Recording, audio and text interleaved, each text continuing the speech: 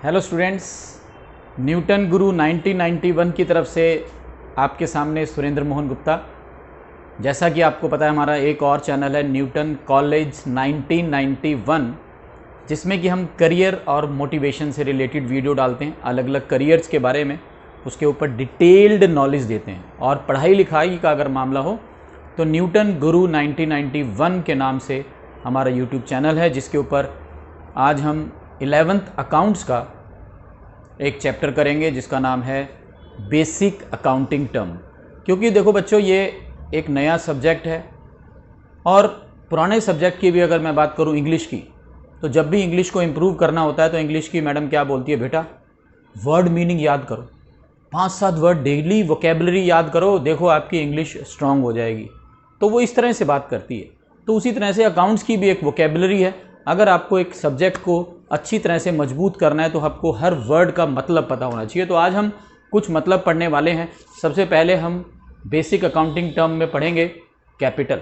तो जैसा कि आप जानते हैं बेटा कि किसी भी बिजनेस को चलाने के लिए, शुरू करने के लिए पैसा चाहिए, है ना। पैसा चाहिए या सामान चाहिए, पैसा भी चाहिए सामान भी चाहिए, या पैसा चाहिए या सामान चाहिए। कहने का मतलब वो पैसा या सामान, अगर मैंने एक बिज़नेस खोलना है, मैंने एक दुकान खोलनी है, तो वो पैसा मैं लेके आऊँगा। पैसा मैं लेके आऊँगा ताकि मैं उस दुकान को खोल सकूँ, इस बिज़नेस को खोल सकूँ, उस फैक्ट्री को खोल सकूँ। तो उस पैसे को, यानी उस कैपिटल को हम क्या बोलते हैं, उस पैसे को या उस सामान को क्या बोलते हैं, कैपिटल। तो कैपिटल इज़ द अमाउंट या ऐसी चीज़ें जो बिजनेसमैन यानी ओनर खुद घर से लेके आ रहा है ताकि वो बिज़नेस को चला सके, जिसको हिंदी में बोलते हैं पूंजी, तो उसको बोलते हैं कैपिटल।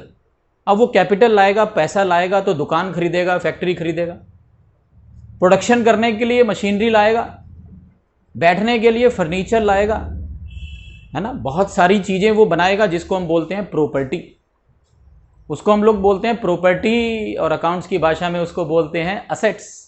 तो असेट्स वो सारी चीज़ें जो मेरी अपनी है, मेरी मतलब बिजनेस की अपनी है, जिसे मैं जैसे मर्जी चाहे यूज़ कर सकता हूँ। मेरे घर में फ्रिज है, फ्रिज खोलने से पहले मेरे को किसी पड़ोसी से पूछने की जरूरत नहीं है कि भाई फ्रिज खोल लूँ, नहीं।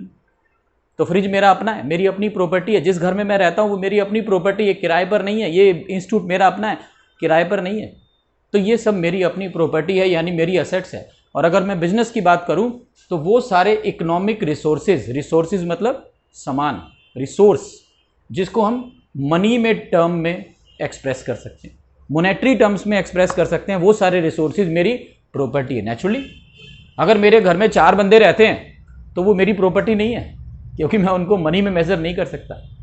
तो कहने का मतलब वो सारा सामान, वो सारे रिसोर्सेज जिनको कि मैं मनी में एक्सप्रेस कर सकता हूँ, वो सारे रिसोर्सेज मेरी अपनी प्रॉपर्टी होती है, मेरी अपनी एसेट होती है।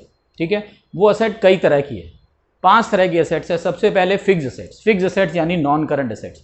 तो वो एसेट्स यानी वो नॉन करंट एसेट्स होती हैं जिसे मैं 1 साल से ज़्यादा अपने पास रखना चाहूँगा।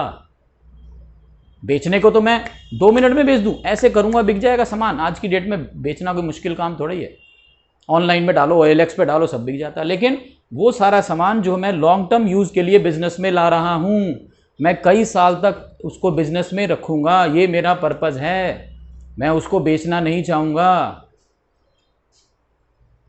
तो वो सारा सामान जिसे मैं लॉन्ग टर्म के लिए अपने बिजनेस में रखना चाहता हूं, बेचना नहीं चाहूँगा, मेरा कोई पर्पज़ नहीं है कि मैं उसको जल्दी से जल्दी बेचूं। बिल्डिंग, मशीनरी, फर्नीचर क्यों बेचूंगा भाई? बेचूंगा तो नया नहीं लाना पड़ेगा क्या? लाना पड़ेगा। तो नहीं बेचूंगा, मेरा पर्पज़ है नहीं बेचूंगा उसको, तो नहीं बेचूंगा तो इसका मतलब वो मेरी फिक्स एसेट्स हो गई। और अगर मैं चाहूँ कि उसको एक जल्दी से जल्दी पैसे में कन्वर्ट कर लूँ, जल्दी से जल्दी 10 दिन में, 15 दिन में, 20 दिन में, 2 महीने में, 3 महीने में, विद इन 1 ईयर, मैं उसको चाहता हूं कि पैसे के अंदर कन्वर्ट कर लूं, बस। तो जल्दी जल्दी अगर मैं पैसे में कन्वर्ट करना चाहता हूं तो वो करंट एसेट्स हैं। तो ऐसी एसेट जिनको मैं पैसे के अंदर जल्दी से जल्दी कन्वर्ट नहीं करना चाहता हूं, लंबे समय तक रखना चाहता हूं, वो fix assets, non current assets. और जिन्हें मैं 1 साल के अंदर अंदर पैसे में कन्वर्ट करना चाहता हूं, वो मेरी करंट एसेट्स हैं। जैसे कि कैश, बैंक, स्टॉक, देनदार, डेटर मतलब जिनको मैं सामान उधार बेचता हूँ। अब मैंने किसी को सामान उधार बेचा, अच्छा भाई 1.5 साल बाद पैसे दे जाइयो। कितना अच्छा लगा ना सुनने में, सबको यही बोल रहा हूँ, 1.5 साल बाद पैसे दे जाइयो, 1 साल बाद पैसे दे जाइयो, 2 साल बाद पैसे दे जाइयो। अरे भाई मैं तो कंगाल हो जाऊंगा, जब सारे ही पैसे मेरे को 1.5 साल बाद देंगे, 2 साल बाद देंगे, मैं तो कंगाल हो गया। तो मैं तो डेटर से चाहूँगा कि जल्दी जल्दी पैसा मिल जाए। और स्टॉक का मतलब है मेरा सामान, अरे भाई जल्दी बिके। मैंने ड्रेसेस टांग रखी हैं, बिकी नहीं रही, बिकी नहीं रही, बिकी नहीं रही, तो मेरी एक दिन दुकान बिक जाएगी मेरी एक दिन दुकान बिक जाएगी अगर सामान नहीं बिक रहा। तो मैं क्यों चाहूँगा मेरा सामान लेट बिके। तो ऐसी एसेट जिन्हें मैं चाहता हूँ कि जल्दी जल्दी जल्दी जल्दी जल्दी जल्दी कैश में कन्वर्ट हो जाए और मेरा बिजनेस भी चलता रहे, कैश में कन्वर्ट हो जाए और मेरा बिजनेस भी चलता रहे, तो वो करंट एसेट्स होगी।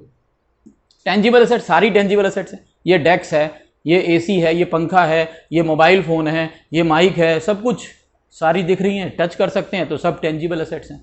बिल्डिंग, मशीनरी, फर्नीचर, डेटर, सब टेंजिबल एसेट्स हैं। इंटेंजिबल एसेट्स वो जिनका कोई फिजिकल एग्जिस्टेंस नहीं हो सकता, जिन्हें हम देख नहीं सकते, जिन्हें सिर्फ फील किया जाता है, वो है इंटेंजिबल एसेट्स।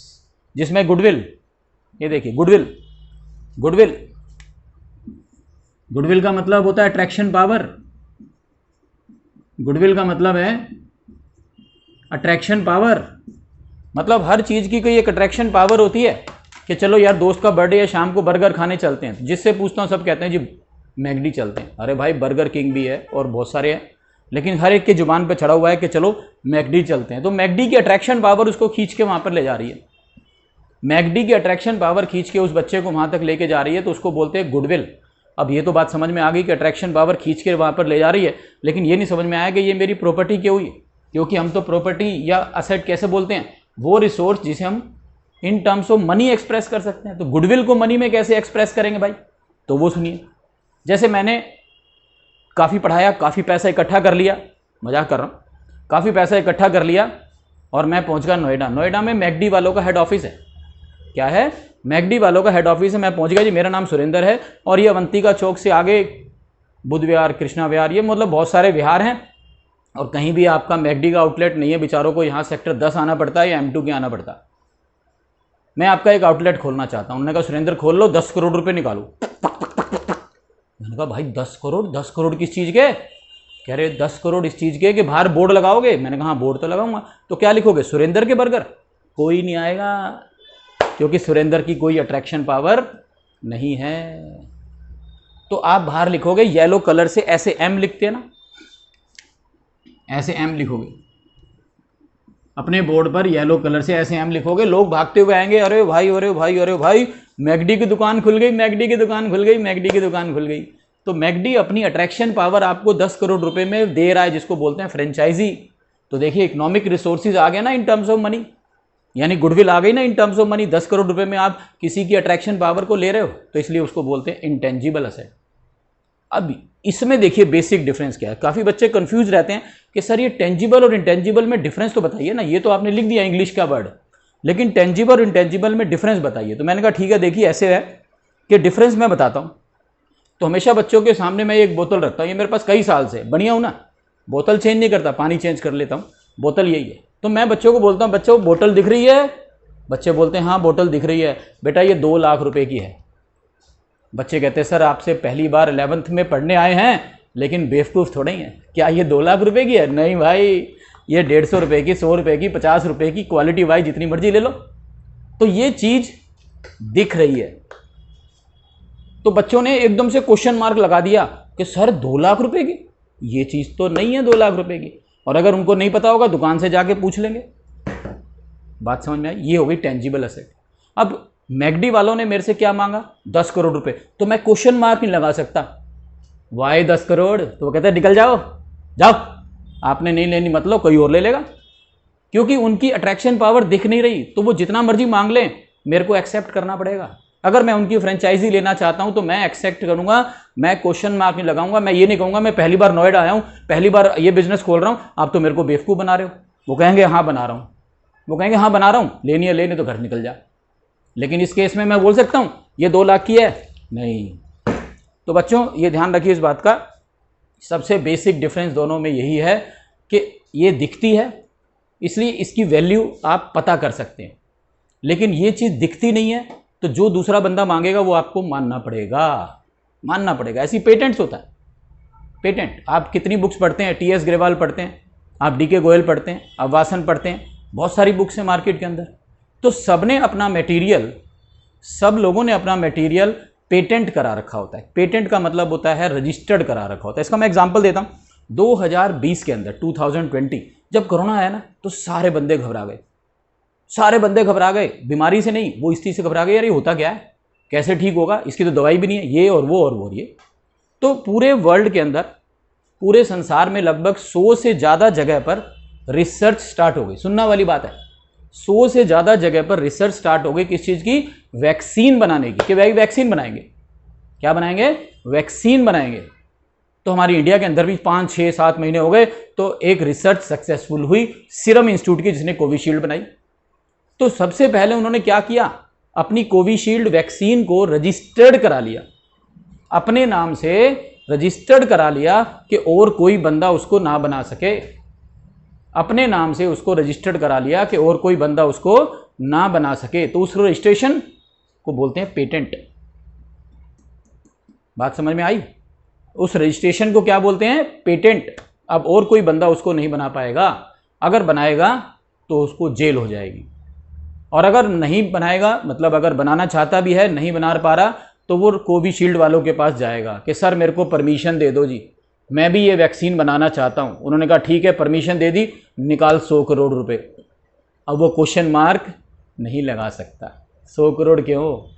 फिर वो कहेंगे यार 6 महीने हमने रिसर्च भी तो करी है, इतना ध्यान भी तो रखा है, पेशेंस भी तो रखा है, इतना रिसर्च में पैसा भी तो लगा है, मेहनत हमारी तो फ्री में कर लेगा। तो वो अपने पेटेंट 100 करोड़ में भी दे सकते हैं, क्योंकि चीज़ दिख नहीं रही, जितना मर्जी मांग लो। तो बच्चों आज समझ में आ गई बात आपको? टेंजिबल और टेंजिबल में बेसिक डिफरेंस बता दिया मैंने। ये तो लिखावट है, लेकिन बेसिक डिफरेंस ये है कि ये दिख रहा है तो ये 2 लाख का नहीं है। आप बिल्कुल अड़ जाएंगे, सर नहीं है 2 लाख का। लेकिन मैकडी ने 10 करोड़ मांगा, आप अड़ नहीं सकते, वो आपको अड़ा देंगे। कोविशील्ड वालों ने आपसे 100 करोड़ मांगे, आप अड़ नहीं सकते, वो आपको अड़ा देंगे, मतलब भगा देंगे। तो कहने का मतलब ये हुआ, ऐसे ही कॉपीराइट होता है। कॉपीराइट मतलब बहुत अच्छा गाना आप गाते हैं, आपने गाना गाया, गाना लिखा भी खुद ही, और फिर उसके बाद यूट्यूब पे डाल दिया। क्या कोई आपकी आवाज़ को, आपके गाने को ऐसी कॉपी करके अपने फिल्म में यूज़ कर ले? आप कहेंगे ऐसे कैसे भाई? तो आप उसको क्या कराएंगे, कॉपी राइट कर लेंगे। कॉपी का मतलब आप उसको कॉपी नहीं कर सकते आपकी परमिशन के बिना। और आपकी परमिशन कब होगी? आप पैसे मांगोगे, आप पैसे मांगोगे, और कितने मांगोगे? जितने मर्जी मांग लो, जितने मर्जी मांग लो, है ना, क्योंकि चीज़ दिख नहीं रही। तो ये फ़र्क है टेंजिबल और इंटेंजिबल असेट्स में। उसके बाद आती है वेस्टिंग असेट्स। तो वेस्टिंग असेट्स वो असेट्स होती हैं जो ज़मीन के नीचे होती हैं और पानी में होती हैं। वेस्टिंग असेट्स वो असेट्स होती हैं जो ज़मीन के नीचे होती हैं और पानी में होती हैं, ज़मीन के नीचे और पानी में होती है, जो बहुत बड़े एरिया में फैली होती है, जैसे coal mines, oil wells, minerals. ये ज़मीन के नीचे होती हैं, पानी में होती हैं, बहुत बड़े बड़े एरिया में फैली होती हैं, लेकिन फिर भी तो धीरे धीरे घिस रही हैं। ये देखिए ना, कंज्यूम हो रही हैं थ्रू बीइंग वर्कड और यूज्ड, क्योंकि आप इनको काम कर रहे हैं, इनके अंदर यूज कर रहे हैं, तो धीरे धीरे ये भी कंज्यूम हो रही है। नीचे जमीन के नीचे कितना कोयला है मेरे को नहीं मालूम, जमीन के नीचे कितना कोयला है मेरे को नहीं मालूम, लेकिन अगर मैंने 1 ट्रक कोयला निकाल लिया, अगर मैंने 1 ट्रक कोयला निकाल लिया, बच्चों सुनो ध्यान से, सामने की ओर ध्यान रखिए। न्यूटन गुरु 1991 आपको पढ़ा रहे हैं, और अगर आपने अपने करियर को अच्छा बनाना है तो न्यूटन कॉलेज 1991 आपको अच्छा करियर ऑप्शन देगा। ठीक है जी? तो इतने बैठे हो तो भाई लाइक ही कर दो। तो ये वो असेट्स हैं जो ज़मीन के नीचे या पानी में होती हैं और बहुत बड़े बड़े एरिया में फैली होती हैं। इनके भी जो राइट्स हैं, इनके जो राइट्स होते हैं ना, कॉपी राइट्स ये वगैरह राइट्स, वो भी धीरे धीरे कम होते रहते हैं। जैसे मान लो 2016 में गवर्नमेंट ने एक कोल माइंस राज को दे दी। नाम तो सुना ही होगा आपने, राज नाम तो सुना ही होगा। तो 2016 में गवर्नमेंट ने एक कोल माइंस किसको दे दी? राज को दे दी कि भाई आप कोयला निकालिए। राज को दे दी कि आप कोयला निकालिए, और 10 करोड़ रुपए में उसको ये कोल माइन दे दी 5 साल के लिए। तो गवर्नमेंट ने एक कोल माइन किसको दे दी? राज को दे दी 5 साल के लिए कि जी आप कोयला निकालिए। उसने 5 साल कोयला निकाला। अब वो उसने हाथ खड़े कर दिए, मैं और कोयला नहीं निकालूंगा, आप किसी और को दे दो ये। अब गवर्नमेंट ने 2021 में यही कोल माइंस जो राज को दी थी, ये मेरे को दे दी, मेरे को ऑफर करी, कहते 10 करोड़ दो, अब ये कोल माइन आपकी। मैंने कहा नहीं भाई, मैं 10 करोड़ नहीं दूंगा, मैं तो 10 करोड़ से कम दूंगा। वो कहते 10 करोड़ से कम क्यों दे रहे हो भाई? मैंने कहा आप एक बात सुनिए, 10 करोड़ देकर राज ने 5 साल कोयला निकाला, तो क्या उसमें से कोयला कम नहीं हुआ? अब मेरे को कोयला कम नहीं मिलेगा, मेरे को ज़्यादा गहरा नहीं खोदना पड़ेगा, मेरे को टाइम क्या ज़्यादा नहीं लगेगा? कह रहे हाँ बात तो ठीक है, उसने कोयला निकाला, कंज्यूम्ड थ्रू बीइंग बर्न, तो मैं उसका अब 7 करोड़ दूंगा, 6 करोड़ दूंगा, 8 करोड़ दूंगा, लेकिन 10 करोड़ बिल्कुल भी नहीं दूंगा। तो कहने का मतलब है कि ये वो असेट्स होती हैं जो धीरे धीरे धीरे धीरे कंज्यूम होती रहती हैं, बिकॉज यूज़ कर रहे हैं आप, तो इनके भी राइट्स की वैल्यू कम होती रहती है, इनके भी राइट्स की वैल्यू कम होती रहती है। मैं न्यूज़पेपर में पढ़ रहा था, लगभग 290 कोल माइंस हमारे इंडिया के अंदर ऐसी हैं जिनके अंदर काम होता ही नहीं है, बहुत कम होता है, या तो बारिश का पानी घुसा रहता है, या उनकी एक्सट्रैक्शन कॉस्ट इतनी ज़्यादा है, कोयला निकालने की कॉस्ट इतनी ज़्यादा है जितनी की बिकता नहीं है, तो इसलिए वो कोयला निकालते ही नहीं। इंपोर्ट करना ज़्यादा आसान रहता है बजाय निकालने के।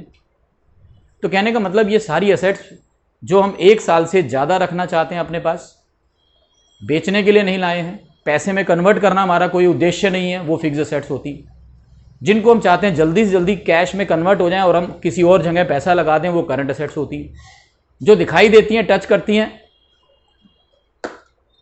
टेंजिबल एसेट्स, और जो दिखाई नहीं देती उसका जितना मर्जी मांग लो, वो इंटेंजिबल एसेट्स। कई बार आजकल बच्चे पूछते हैं कि सर ये शेयर्स क्या है? शेयर्स भी तो दिखाई नहीं देते।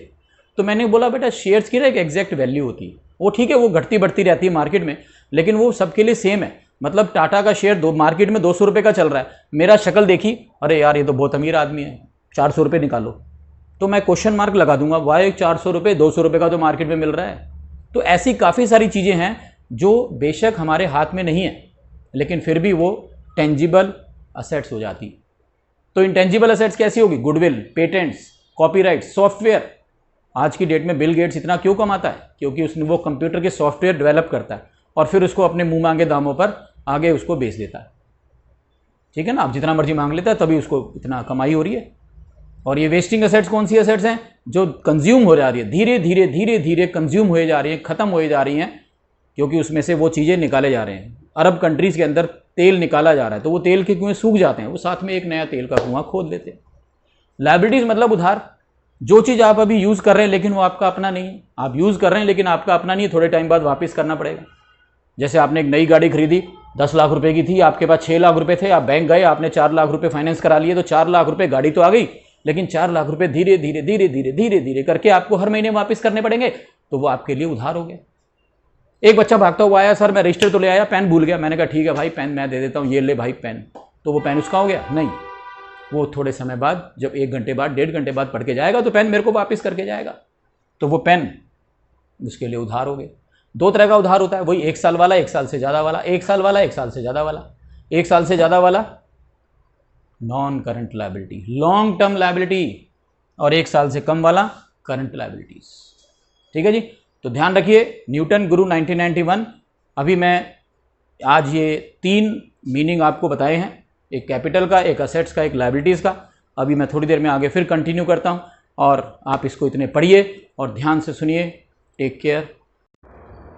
हेलो स्टूडेंट्स, न्यूटन गुरु की तरफ से सुरेंद्र मोहन।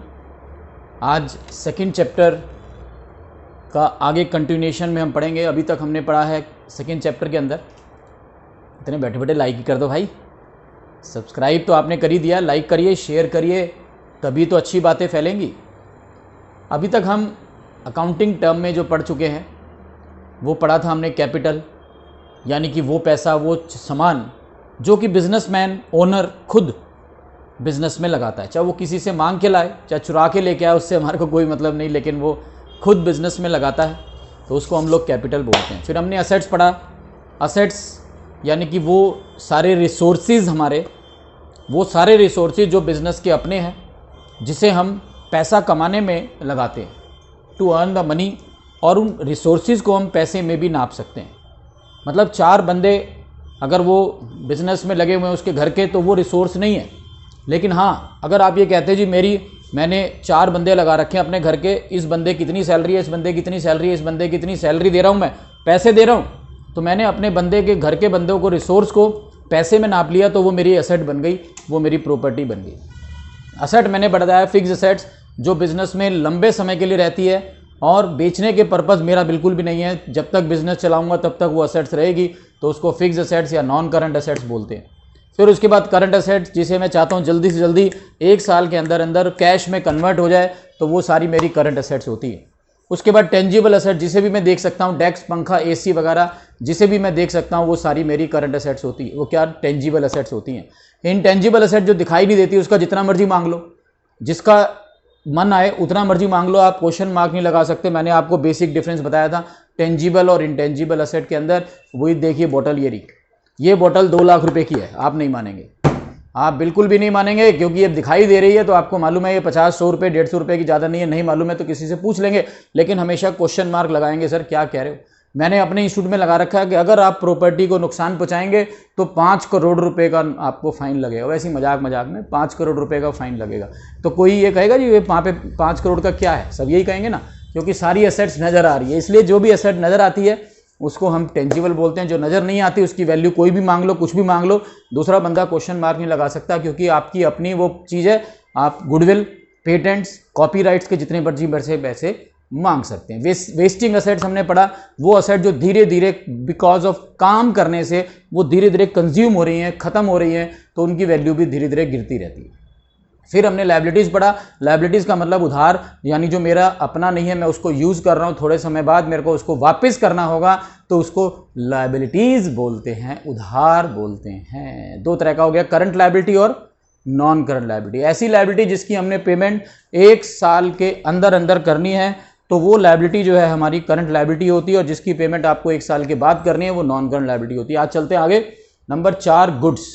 गुड्स मतलब वो सामान जो हम बेचने के लिए लाए हैं, ना कि यूज़ करने के लिए लाए हैं। To sale, not for use करने के लिए नहीं लाए हैं, उसको बेचने के उद्देश्य से लेके आए हैं। जैसे एक फर्नीचर की दुकान वाला अगर वो चेयर्स खरीद के लाता है तो वो उसके लिए गुड्स है।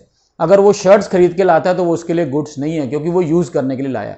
गारमेंट्स की शॉप वाला अगर शर्ट्स खरीद के लाता है, पैंट्स खरीद के लाता है, तो वो उसके लिए गुड्स है, क्योंकि वो बेचने के लिए लाया। लेकिन अगर वो बंदा चेयर खरीद के लाता है तो वो किस लिए लाया, कि कस्टमर आएंगे, कस्टमर वहाँ पर बैठेंगे।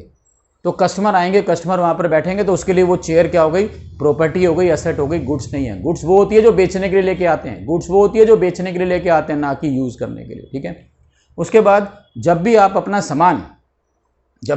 सामान उधार में बेचते हैं, गुड्स अभी बताया ना, गुड्स, जब भी आप अपना सामान गुड्स उधार में बेचते हैं ताकि बाद में आपको पैसे मिलेंगे, तो डेटर बन जाते हैं वो, देनदार। मेरी दुकान है फर्नीचर की, मैंने 2 चेयर आपको बेच दी 700 रुपये में, आपने कहा सर 15 दिन बाद पैसे दूंगा। मैंने कहा ठीक है भाई, तो आप मेरे देनदार बन गए, डेटर बन गए। ठीक है जी, सीरियल की तरह से है ना, 3 बार बोल रहा हूँ।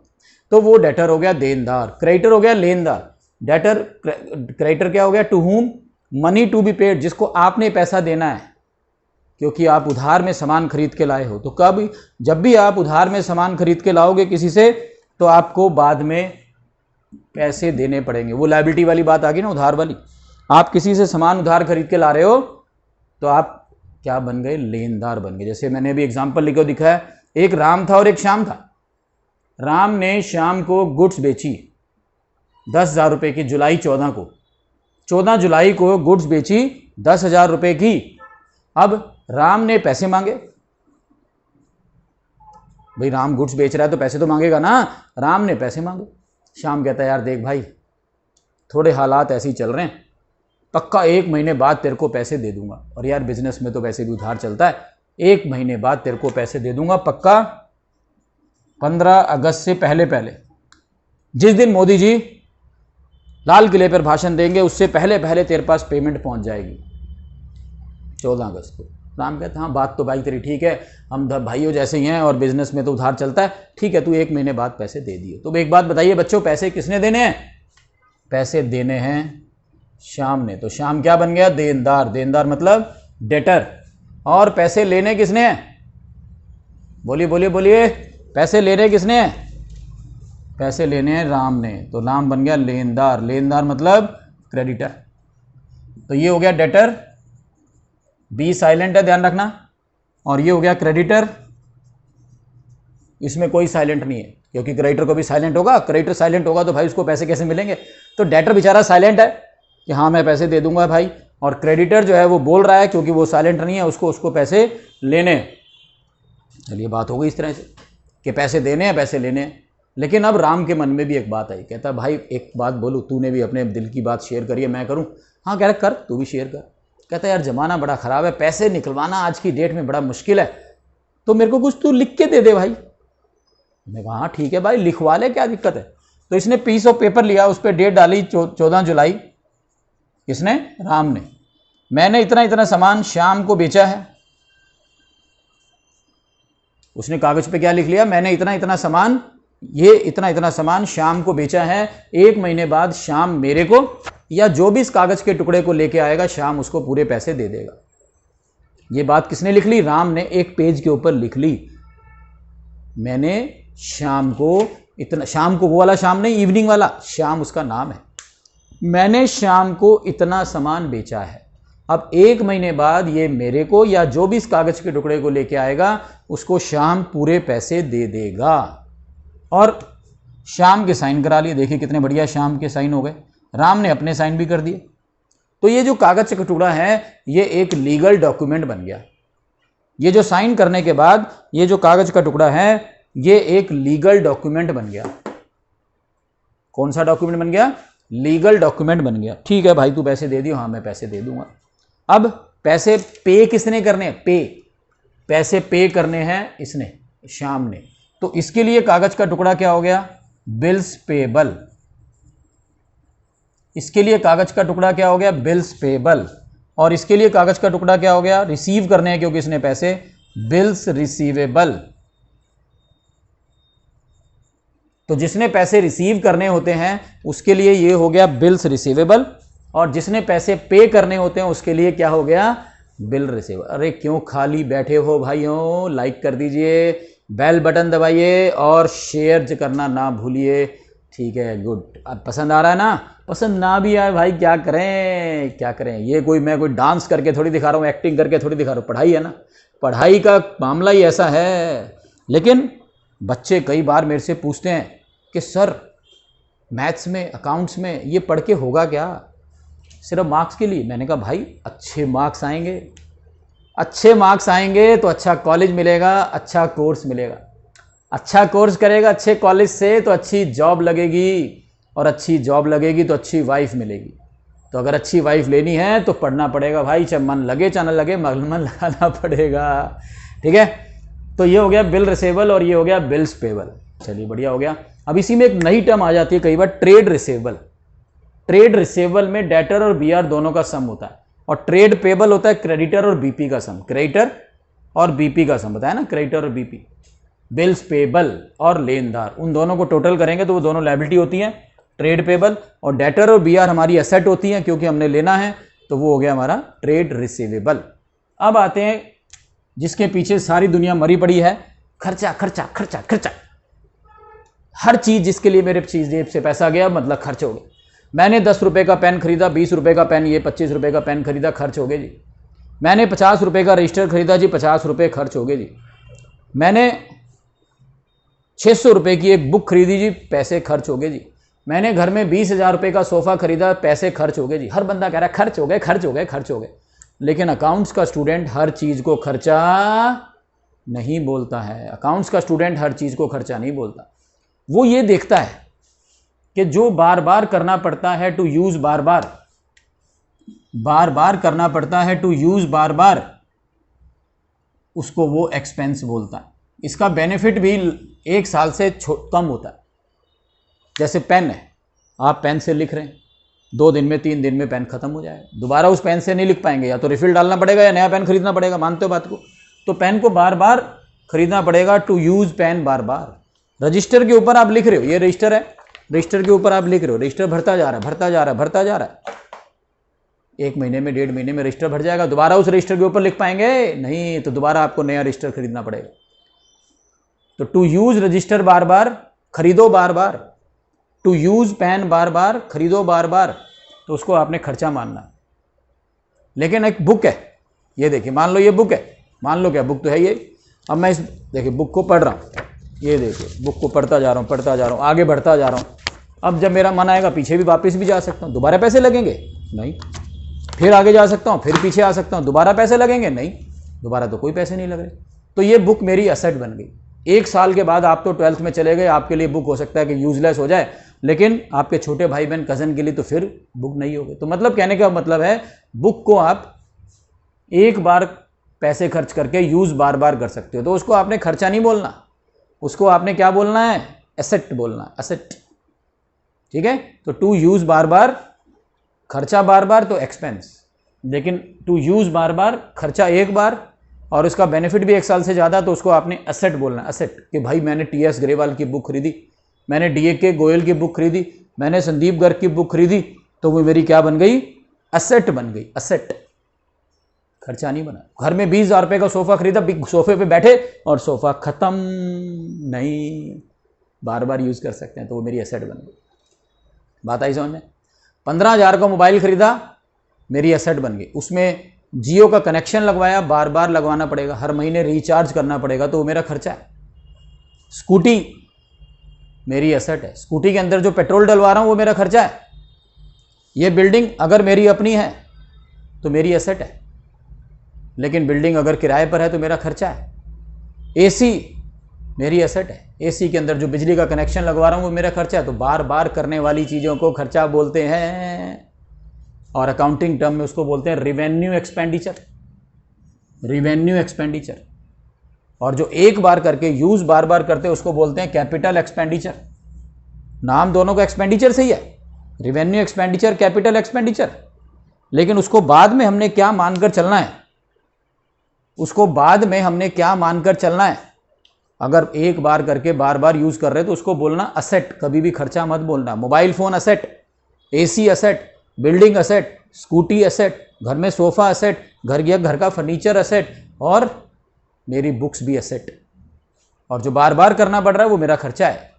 Recharge, electricity bill, petrol, pen, register, ये सब बार बार करना पड़ रहा है। गोलगप्पे खाए, बार बार खाने पड़ते हैं, या एक बार पैसे दोगे और पूरे जन्म तक गोलगप्पे खाओगे, नहीं, खर्चा हो गया। अब ऐसा खर्चा जो बार बार करना पड़ता है उसका नाम मैंने क्या बताया, रेवेन्यू एक्सपेंडिचर। लेकिन कई बार पता क्या होता है, ये रेवेन्यू एक्सपेंडिचर बहुत ह्यूज अमाउंट में कर दिया जाता है। जैसे एडवर्टीजमेंट है, एडवर्टीजमेंट जो है बार बार करनी पड़ती है, लेकिन कई बार क्या करते हैं हम लोग, बहुत ह्यूज अमाउंट में एडवर्टीजमेंट कर दीजिए। अब उसका बेनिफिट भी हमारे को 2-3 साल में मिलने वाला है, 1 साल से कम नहीं, 1 साल से ज़्यादा। अरे भाई उसका नाम तो रेवेन्यू एक्सपेंडिचर था, लेकिन आपने बहुत ज़्यादा अमाउंट में कर दी, तो उसको अब आप कई साल यूज़ कर रहे हो, तो अब उसको रेवेन्यू एक्सपेंडिचर तो बोल नहीं सकते, वो तो मिक्स वेज हो गई, मिक्स वेज हो गई। बात समझ रहे हो, मिक्स वेज हो गई। क्यों? क्योंकि एक उसका बेनिफिट पीरियड 1 साल से ज़्यादा हो गया, लेकिन वो खर्चा रेवेन्यू था जो बार बार करते थे। अब वो क्यों 1 साल से ज़्यादा हो गया? क्योंकि ह्यूज अमाउंट में कर दिया। जैसे ये एग्जाम्पल लिखा मैंने, वीवो आईपीएल, आईपीएल के साथ एक कंपनी हमेशा नाम जोड़ लेती है, 4-5 साल के लिए कॉन्ट्रैक्ट मिल जाता है, 1500, 1700, 1800 करोड़ रुपए दे देते हैं, 2000 करोड़ रुपए दे देते हैं 5 साल के लिए, सिर्फ इसलिए कि नाम होता रहे, ऐड होती रहे। तो मान लो वीवो ने 1800 करोड़ रुपए दे दिए, 1800 करोड़ रुपए इकट्ठे दे दिए 5 साल के लिए, कि 5 साल तक मेरा नाम होता रहे। ठीक है जी, है तो एडवर्टीजमेंट ही, लेकिन इतने सारे दे दिए, और कितने साल के लिए? 5 साल के लिए, तो मोर देन 1 ईयर हो गया। अब इसको ना रेवेन्यू एक्सपेंडिचर बोल सकते हैं ना सेट बोल सकते हैं, क्योंकि खर्चा। तो कहने का मतलब मिक्स वेज हो गया, पर मिक्स वेज को हम क्या बोलेंगे? Deferred revenue expenditure. ऐसा रेवेन्यू एक्सपेंडिचर है, रेवेन्यू एक्सपेंडिचर ऐसा रेवेन्यू एक्सपेंडिचर जो ह्यूज अमाउंट में कर दिया जाता है, तो उसका benefit period more than 1 year हो जाता है, तो उसको उतने ही साल में बांट देना है आपने, उसको आपने उतने ही साल में बांट देना है। ये देखिए, उसको उतने ही साल में फैला देना है। तो जैसे वीवो आईपीएल मैंने बताया 1800, इसको देखिए ध्यान से, एक बार बताता हूं मैं। जैसे 1800 करोड़ रुपए फॉर एग्जांपल वीवो वाले ने आईपीएल को दे दिए,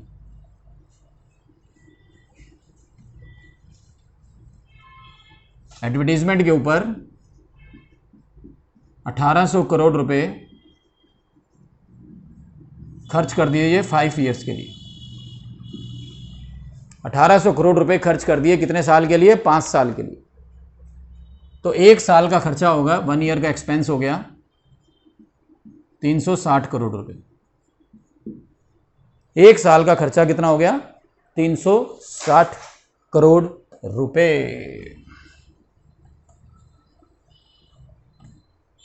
ठीक है जी। अब हर साल 360 करोड़ रुपए आपको खर्चा मानना हो गया ना, एक साल से ज्यादा। तो ऐसे खर्चे को क्या बोलते हैं? Deferred revenue expenditure. इसी से एक नई टर्म निकल कर आई है, उसका नाम है फिक्टिशियस असेट। ये मैंने लिख भी दिया। दो चीजें होती हैं, एक होता है फैक्ट। कुछ फिल्में आपने देखा होगा सच्चाई पे आधारित होती है, मतलब कोई ना कोई ऐसी घटना हो चुकी है इसलिए उसको बोलते हैं फैक्ट वाली फिगर। लेकिन कुछ फिगर होती हैं सिर्फ दिमागी कहानियां होती है, फिक्शन। हैरी पॉटर असली में नहीं होता, मतलब बंदा तो है असली में, लेकिन हैरी पॉटर का जो कैरेक्टर है वो फिक्टिशियस है, फिक्शन में बनाया गया।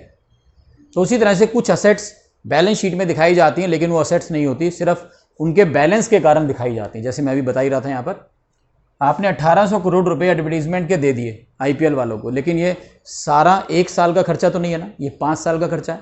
सुनने वाली बात है, ध्यान से समझने वाली बात। 1800 करोड़ रुपए जो हमने दिए हैं वो एक साल का खर्चा नहीं है, वो 5 साल का खर्चा है। एक साल का खर्चा तो 360 करोड़ रुपए। तो कंपनी वाले क्या करेंगे? 360 करोड़ रुपए का जो खर्चा है उसको दिखाएंगे प्रॉफिट एंड लॉस अकाउंट में,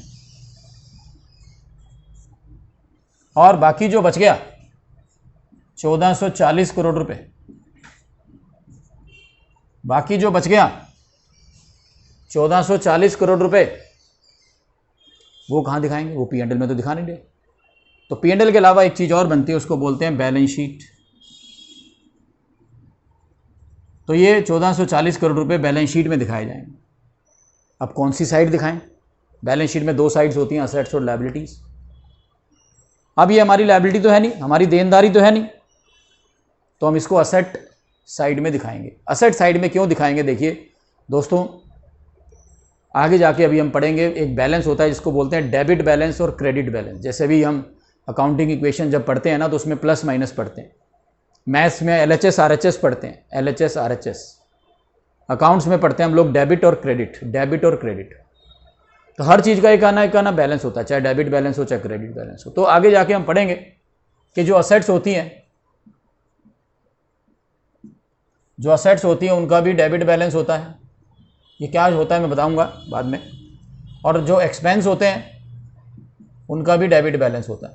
जो लॉस होते हैं उनका भी डेबिट बैलेंस होता है। मतलब तीनों का सेम बैलेंस होता है, असेट्स का भी, एक्सपेंस का भी, लॉस का भी। अब ये भी एक्सपेंस है तो ये खर्चा ही। तो ये जो 1440 करोड़ रुपए, ये क्या उनसा बैलेंस होगा? डेबिट बैलेंस होगा, DEBIT, डेबिट बैलेंस होगा। ठीक है, तो इसलिए कहाँ दिखाएंगे इसको? हम असेट साइड में दिखाएंगे। हम असेट साइड में दिखाएंगे इसको। क्यों दिखाएंगे? क्योंकि अकाउंट्स इमोशन से नहीं चलता, फीलिंग से नहीं चलता, भावनाओं से नहीं चलता। अकाउंट चलता है डेबिट बैलेंस और क्रेडिट बैलेंस है। तो इसका कौन सा बैलेंस था? Debit balance. और असेट्स का कौन सा होता है? Debit balance. इसलिए ये असेट साइड में दिखाया जा रहा है। पर हमारी असेट तो नहीं है ना, हमारा खर्चा है। तो इसलिए इसको बोलते हैं फिक्टिशियस असेट्स। क्यों दिखा रहे हैं हम ऐसा? अब अगले साल पता है क्या करेंगे? नेक्स्ट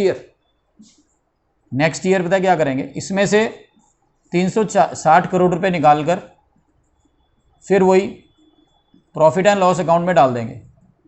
और बाकी कितने बच गए? बाकी बच गए 1080 करोड़ रुपए। तो फिर दोबारा अगले साल बैलेंस शीट बनाएंगे और उसमें असेट साइड में 1080 करोड़ रुपए दिखा देंगे। अगले साल फिर इसमें से 360 करोड़ रुपए निकालकर पी&एल में, बाकी बैलेंस शीट में। फिर 360 करोड़ रुपए निकालकर बैलेंस शीट, उसमें पी&एल में, फिर बैलेंस शीट में। इस तरह से 5 साल बराबर हम आप इस एक्सपेंस को निकालकर पी&एल में डालते रहेंगे और बाकी बैलेंस शीट में डालते रहेंगे।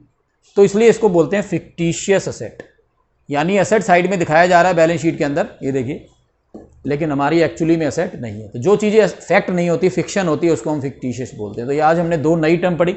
डेफर्ड रेवेन्यू एक्सपेंडिचर मतलब ऐसा रेवेन्यू एक्सपेंडिचर जो ह्यूज अमाउंट में कर दिया जाता है, तो उसका बेनिफिट भी एक साल से ज़्यादा क्रॉस कर जाता है, तो उसको हम डेफर्ड रेवेन्यू, मिक्स वेज बन गई, दो उसकी में दोनों की कैरेक्टरिस्टिक आ गई, तो डेफर्ड रेवेन्यू एक्सपेंडिचर बन गया।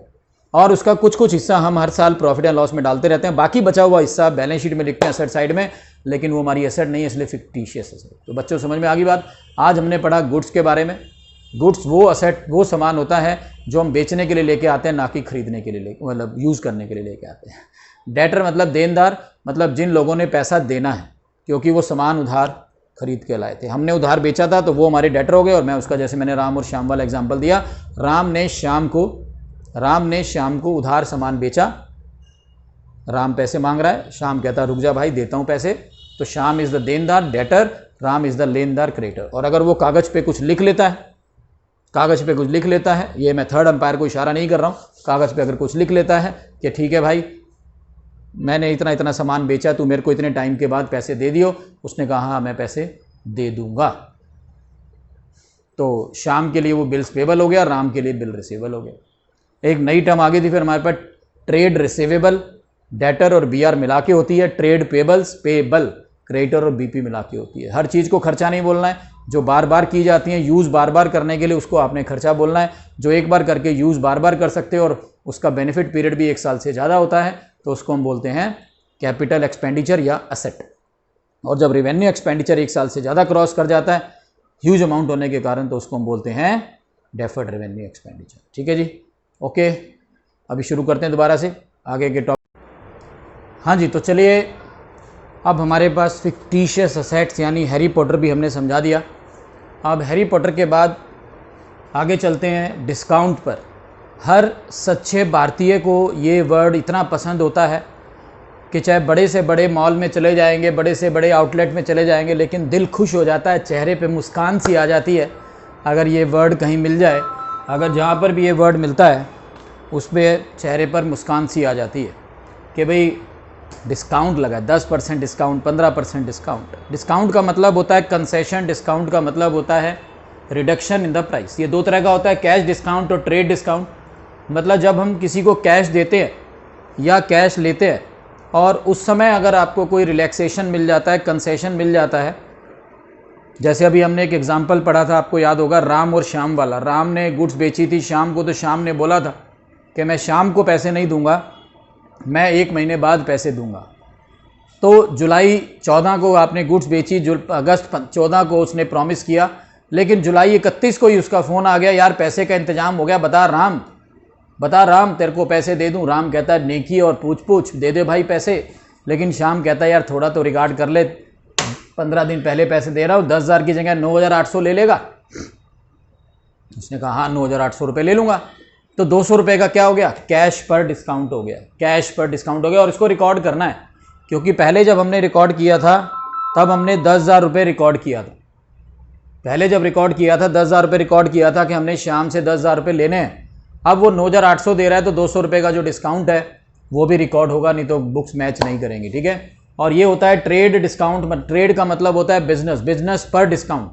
यानी जब आप किसी को गुड्स बेचते हैं या गुड्स खरीदते हैं और ह्यूज क्वांटिटी में, लार्ज क्वांटिटी में, बल्क क्वांटिटी में गुड्स को खरीदते हैं तो उस समय जो डिस्काउंट मिलता है उसको बोलते हैं ट्रेड डिस्काउंट। तो ये कॉस्ट प्राइस यानी लिस्ट प्राइस में से ही माइनस हो जाता है, लिस्ट प्राइस में से ही माइनस हो जाता है, इसलिए इसको रिकॉर्ड नहीं करना।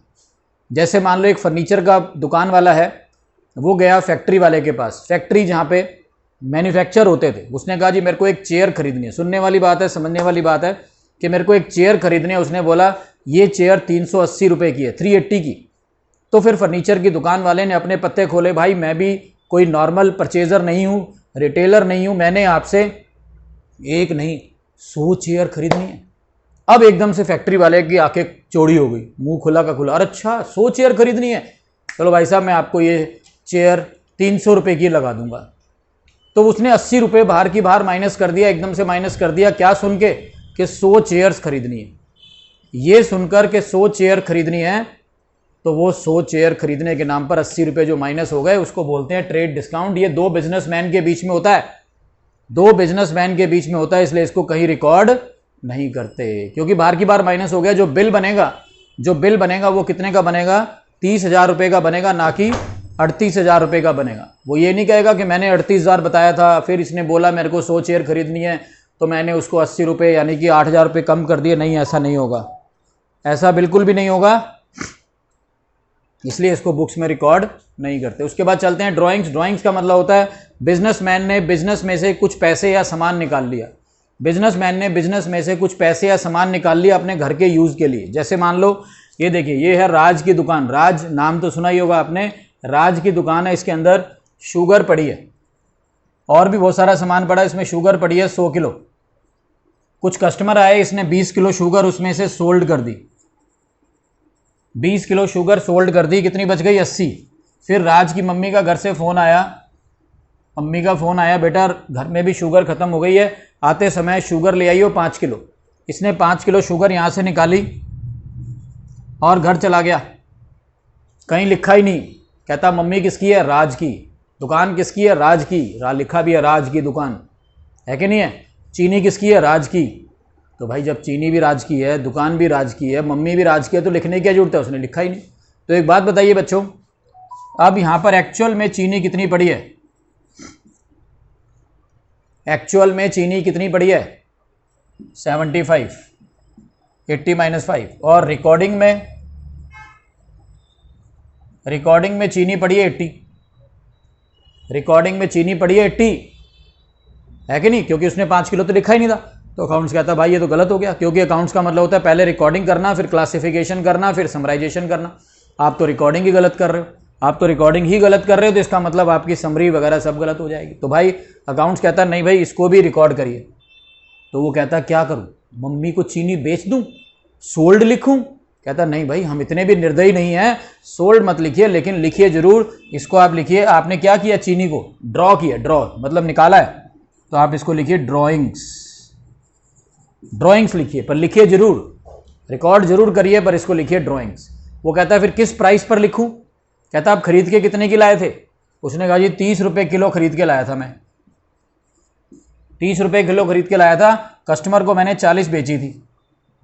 30 रुपये किलो खरीद के लाया था, कस्टमर को मैंने 40 बेची थी, तो बताओ मैं मम्मी को कितने में दूं? तो वो कहते हैं मम्मी को प्रॉफिट पे थोड़ी देगा बेटा, तो मम्मी को आप 30 रुपये में ही दो। तो यहाँ पे हमने दो बातें सीखी, एक तो ये कि मम्मी को जो चीनी देनी है वो कॉस्ट प्राइस पर देनी है, और मम्मी को जो चीनी देनी है वो सोल्ड या सेल्स नहीं लिखनी है, उसको आपने क्या लिखना है? ड्राइंग्स। उसके बाद चलते हैं रेवेन्यू। रेवेन्यू का मतलब होता है सेल्स। जैसे एक चेयर मैंने 400 रुपये की बेची, सुनने वाली बात है, एक फर्नीचर की दुकान वाला है, उसने एक चेयर 400 रुपये की बेची, तो ये सारा का सारा उसका प्रॉफिट तो नहीं है। ये 400 रुपये क्या है? फिर ये 400 रुपये सेल प्राइस है। ये 400 रुपये क्या है? सेल प्राइस है, सेल। तो एक चेयर आपने अगर 400 रुपये की बेची है तो 400 रुपये आपका क्या है? सेल प्राइस है, सेल प्राइस, प्रॉफिट नहीं है। इसको बोलते हैं रिवेन्यू। तो revenue mean sales whether received in cash और नॉट, चाहे पैसे मिले हों चाहे पैसे ना मिले हों, चाहे पैसे मिले हों चाहे पैसे ना मिले हों, सेल्स का मतलब revenue. It is said to be earn, तो फिर ये कब कमाया हुआ माना जाता है? आप कह रहे हो पैसे मिले हों चाहे पैसे ना मिले हों, तो फिर ये कब कमाया हुआ माना जाता है? तो ये कमाया हुआ माना जाता है कब? जब गुड्स या सर्विसेज एक जगह से चलकर दूसरी जगह पहुंच गई तो ये कमाया हुआ माना जाता है। मैंने एक बच्चे को पढ़ा दिया, अब मेरी फीस तैयार, लेकिन एक बच्चा सिर्फ पूछ के चला गया कि सर कितनी फीस लेते हो, कितना टाइमिंग है, वो आया नहीं, तो फिर किस बात की फीस? तो जिस बच्चे को मैंने पढ़ा दिया उसकी फीस तैयार। एक डॉक्टर ने मरीज को देख लिया, दवाई लिख दी, नाउ मरीज हैज़ टू पे उसकी फीस। एक मरीज भाग लाइन में बैठकर चला गया, उसका नंबर ही नहीं आया, तो डॉक्टर फीस मांग सकता है क्या? नहीं। तो व्हेन गुड्स या सर्विसेज एक जगह से चलकर दूसरी जगह जब पहुंच जाती हैं तो वो रिवेन्यू माना जाता है, वो सेल मानी जाती है। रिवेन्यू नेवर मीन्स प्रॉफिट, ध्यान रखना। प्रॉफिट का मतलब क्या होता है? ये लिखा देखो, total revenue minus total expenses. आपको पूरे बिजनेस में जहां जहां से भी पैसा मिला, जहां जहां भी आपने सेल करी, जो भी आपने कमाया, पैसा मिला, सेल करी, कमाया, उसमें से सारे खर्चे माइनस कर दो, वो रिवेन्यू एक्सपेंसेस बताया था ना मैंने आपको। रिवेन्यू एक्सपेंसेस जो बार बार किए जाते हैं, salary, rent, depreciation, postage, discount वगैरह, जितने भी खर्चे हैं सारे माइनस कर दो, किसमें से? रेवेन्यू में से। जो भी आप लोगों को सर्विसेज दे रहे हो उससे जो आपको मिल रहा है, या कोई प्रॉमिस कर देता है कि मैं आपको बाद में पैसे दूंगा, वो डेटर बन जाता है ना फिर। तो चाहे पैसे मिले हों चाहे पैसे ना मिले हों, उसको रिवेन्यू बोलते हैं। अब रिवेन्यू में से खर्चे माइनस कर दोगे तो क्या आ जाएगा? प्रॉफिट। प्रॉफिट दो तरह का होता है, जैसे दो चीजें होती हैं बिजनेस में, एक फैक्ट्री और एक ऑफिस। फैक्ट्री और एक ऑफिस दो होते हैं ना चीजें। फैक्ट्री में मैन्युफैक्चरिंग होती है, तो फैक्ट्री से जो प्रॉफिट निकल कर आता है, सिर्फ फैक्ट्री से जो प्रॉफिट निकल कर आता है उसको बोलते हैं ग्रॉस प्रॉफिट। जो प्रॉफिट फैक्ट्री से निकल कर आता है, फैक्ट्री के खर्चे, फैक्ट्री से जो कमाई हो रही है, फैक्ट्री में जो गुड्स बनकर तैयार हैं, अब बिक सकती हैं, जो आप बेच रहे हो गुड्स, और फैक्ट्री के खर्चों को हटाकर, ठीक है, फैक्ट्री से जो गुड्स बनकर तैयार हुई जो बिक रही हैं, और फैक्ट्री के खर्चे, सिर्फ फैक्ट्री के खर्चे, उससे ग्रॉस प्रॉफिट निकलता है। लेकिन जब आप ऑफिस के खर्चे भी माइनस कर देते हो, जब आप ऑफिस के खर्चे भी माइनस कर देते हो तो नेट प्रॉफिट निकलता है। तो दो तरह का प्रॉफिट हो गया, एक फैक्ट्री की इनकम से, फैक्ट्री के खर्चे माइनस करके, और एक ऑफिस के खर्चे भी माइनस करके जो निकलता है उसको नेट प्रॉफिट बोलते हैं। और एक होता है हमारे पास एक्सपेंसेस, वही एक्सपेंसेस रेवेन्यू एक्सपेंस भी बोलते हैं। यानी कि एक्सपेंसेस का मतलब है वैसा कॉस्ट या खर्चा जो आपने गुड्स को बनाने में और बेचने में खर्च किया है। गुड्स को बनाने में और बेचने में जो खर्च किया है उसको हम क्या बोलते हैं, एक्सपेंसेस, जैसे कि सैलरी, रेंट वगैरह। तो कॉस्ट जो आपने खर्च की है गुड्स को बनाने में और बेचने में, सर्विसेज को देने में जो खर्च किया है उसको एक्सपेंसेस बोलते हैं। ये सारे एक्सपेंसेस ही हो जाते हैं जो मैंने आपको बताया, एडमिन वाले, ऑफिस वाले, सेलिंग एंड डिस्ट्रीब्यूशन, इन सभी को खर्चा बोला जाता है। वही रेवेन्यू एक्सपेंस वाली बात है यहाँ पर। इनकम को हम प्रॉफिट भी बोल देते हैं। वैसे इनकम बोलना चाहिए, जैसे मैं सर्विसेज दे रहा हूँ तो मेरे लिए वो इनकम है। अगर मैंने बैंक में पैसा जमा किया हुआ, उससे जो इंटरेस्ट मिल रहा है वो मेरे लिए इनकम है। अगर मान लो मैं प्रॉफिट कमा रहा हूँ, प्रॉफिट तो मैंने बताया ना, जो आप गुड्स बेच रहे हो, 40,000 की गुड्स 50,000 में बेची, सुनने वाली बात है, 40,000 की गुड्स 50,000 में बेची, 40,000 की गुड्स 50,000 में बेची तो 10,000 रुपये का प्रॉफिट हो गया। लेकिन अगर मान लो मैंने कोई बैंक में पैसा जमा किया हुआ है, वहाँ से मेरे को जो ब्याज मिल रहा है, इंटरेस्ट मिल रहा है, वो मेरी इनकम है। एक गेन भी होता है। ये तीनों मतलब लगभग सेम है, बेसिक मतलब सेम है, फायदा। हिंदी की बात करूँ तो फायदा, तीनों का बेसिक मतलब सेम है, फायदा। लेकिन किस चीज़ से फायदा हो रहा है, मेन बात वो है। किस चीज़ से फायदा हो रहा है, मेन बात वो है। अगर मेरे कोई असेट हो गई है पुरानी, मेरा काम असेट बेचना थोड़ी है, मेरा काम असेट बेचना थोड़ी है, मेरा काम है गुड्स बेचना। अब अगर कोई मैंने असेट बेची पुरानी और उससे अगर मेरे को कोई प्रॉफिट हो जाता है, फायदा हो जाता है, तो वो गेन है। फर्नीचर बेचा जी पुराना, गेन हो गया। गुड्स बेची, प्रॉफिट हो गया। बैंक से इंटरेस्ट मिला, इनकम हो गई। तो सब तीनों का मतलब ऐसे लगभग सेम है, लेकिन बेसिक डिफरेंस है। लॉस आप समझिए उल्टा, आप इतना बेच नहीं पाए जिससे ज़्यादा खर्चा हो गया, इतना सामान बेच नहीं पाए उससे ज़्यादा खर्चा हो गया तो लॉस हो गया। ठीक है, बात आगे समझ में। 40,000 रुपये की गुड्स 35,000 में बेच पाए, 40,000 रुपये की गुड्स 35,000 रुपये में बेच पाए तो 5,000 रुपये का लॉस हो गया। अब मैंने आपको गुड्स बताया था, गुड्स का मतलब वो सामान जो हम बेचने के लिए लाते हैं, गुड्स मतलब वो सामान जो बेचने के लिए लाते हैं, ना कि यूज करने के लिए। उस गुड्स के अमाउंट को क्या बोलते हैं, परचेजेस। उस सामान को बोलते हैं गुड्स, लेकिन उसके अमाउंट को क्या बोलते हैं, परचेजेस। तो purchases is the amount of goods. बात आगे समझ में। मैंने 5 चेयर खरीदी तो वो 5 चेयर मेरे लिए गुड्स है। 5 चेयर 10,000 रुपए की हैं, 5 चेयर खरीदी वो मेरे लिए गुड्स हैं, लेकिन 5 चेयर 10,000 रुपए की हैं तो 10,000 is the purchase amount, 10,000 is the purchase amount. इसी तरह से सेल्स अमाउंट, जो मैंने सामान बेचा, जो मैंने सामान बेचा उसका जो अमाउंट है उसको बोलते हैं सेल्स अमाउंट। बात आगे समझ में। तो ये चीज़ें हैं आज की डेट में मैंने आपको बताया। सबसे पहले डिस्काउंट, चेहरे पे खुशी, इसको रिकॉर्ड करना है, इसको रिकॉर्ड नहीं करना है। ड्राइंग्स जो घर के यूज़ के लिए लेकान के ले जाते हैं। उसके बाद हमारे पास आया revenue. Revenue never means profit, ध्यान रखना। रिवेन्यू का मतलब होता है जितने में आपने बेचा सामान या लोगों को सर्विसेज दी, उसके बदले में जितना मिला, या कोई प्रॉमिस मिला। जरूरी नहीं कि कैश मिल जाए, प्रॉमिस भी मिल सकता है कि we will pay after 1 month, तो वो सब रिवेन्यू है। और ये कब माना जाता है रिवेन्यू, जब गुड्स या सर्विसेज एक जगह से चलकर दूसरी जगह पर पहुंचेंगे। वैसे एक रिवेन्यू रिकग्निशन कॉन्सेप्ट भी है जो 3rd चैप्टर में हम लोग पढ़ेंगे, रिवेन्यू रिकग्निशन कॉन्सेप्ट। उसको डिटेल में बताऊंगा 3rd चैप्टर के अंदर। एक्सपेंस आप समझ गए, गुड्स को बनाने में और बेचने में जो खर्चा आता है, जैसे सैलरी, रेंट वगैरह। प्रॉफिट, इनकम, गेन लगभग एक ही बात है। अगर मान लो मैं कोई पुरानी एसेट होती है उसको बेच देता हूं तो गेन हो गया, गुड्स को बेचता हूं प्रॉफिट हो गया। और इनकम मतलब प्रॉफिट भी हो सकता है। इनकम मतलब अगर मान लो कोई मैंने कहीं पैसा वगैरह इन्वेस्ट किया हुआ है। लॉस उल्टा हो गया, खर्चे ज़्यादा हो गए और रेवेन्यू कम हो गया। इसी तरह से परचेज का मतलब है जो मैंने गुड्स खरीद के लाया उसका परचेज अमाउंट। जो गुड्स खरीद के लाया वो गुड्स हो गई, लेकिन उसका अमाउंट कितना है वो परचेज हो गया। ठीक है जी, फिर शुरू करते हैं।